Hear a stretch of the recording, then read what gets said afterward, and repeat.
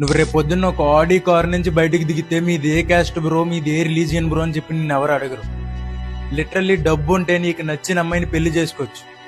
ఇప్పుడు మన దగ్గర కనుక డబ్బు ఉంటే ప్రామిసరీ నోట్లు, రెవెన్యూ స్టాంపులు అని చెప్పి కొనుక్కొని ఆ నోటు రాసి అప్పు తీసుకునే అవసరం మనకు ఉండదు. మామ ఒక 500 ఉన్నాయా, మామ ఒక 200 ఉన్నాయా, మామ ఒక 100 ఉందా, మామ ఒక 50 ఉందా అని చెప్పి ఆ ఫ్రెండ్కి ఈ ఫ్రెండ్కి ఫోన్ చేసి డబ్బులు అడిగే అవసరం మనకు ఉండదు. నా దగ్గర కూడా డబ్బులు అంటే బాగుండరా, నేను అలా ట్రిప్పులకి వెళ్దును, నేను అలా సినిమాలకి వెళ్దును అని నీకు నువ్వే బాధపడే ఛాన్స్ నీకు రాదు.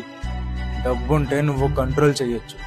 డబ్బు ఉంటే నువ్వు పగలు తాగి స్పీడ్గా కారు వేసుకుని వెళ్ళి 2-3 గుద్ది చంపి దొబ్బి నీట్గా చిన్న ఎస్ఏ రైటింగ్ రాసి బయటకు వచ్చేయచ్చు.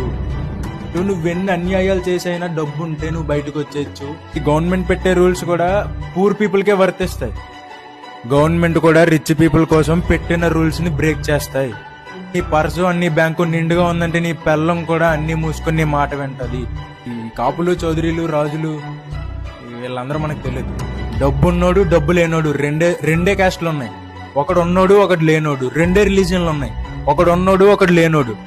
ఎండ్ ఆఫ్ ద డే నువ్వు డిసైడ్ చేసుకో, నువ్వు ఆ ఉన్నోళ్ళ క్యాస్ట్ లోకి వెళ్తావా, ఈ లేనోళ్ళ క్యాస్ట్ లోకి వెళ్తావా. అంతా నీ చేతిలోనే ఉంది. అని ఇంకొకటి చెప్తున్నాను, డబ్బున్నోడు ఎవ్వడికి తల వంచవలసిన అవసరం లేదు. నేను మళ్ళీ చెప్తున్నాను, ఎవ్వడికి నీ బుర్రని ఎలా బెండ్ చేసి అన్నా నమస్తే అన్నని చెప్పే అవసరం నీకు లేదు. నీ దగ్గర డబ్బులు ఉంటాయి. ఇది బుర్రలో పెట్టుకుని ఆలోచించు. నీకు డబ్బు ఉంటే రెస్పెక్ట్ ఏదైనా ఇస్తారు. డబ్బు లేకపోతే రెస్పెక్ట్ కాదు కదా, కనీసం నీ వంక చూడని కూడా చూడు. నువ్వు చేసే మంచి పనులకి రెస్పెక్ట్ ఇచ్చే రోజులు ఎప్పుడో పోయాయి. నీకు సపరేట్గా చెప్పవసరం లేదు, ఇవన్నీ నువ్వు ఫేస్ చేస్తున్నావు ఆల్రెడీ.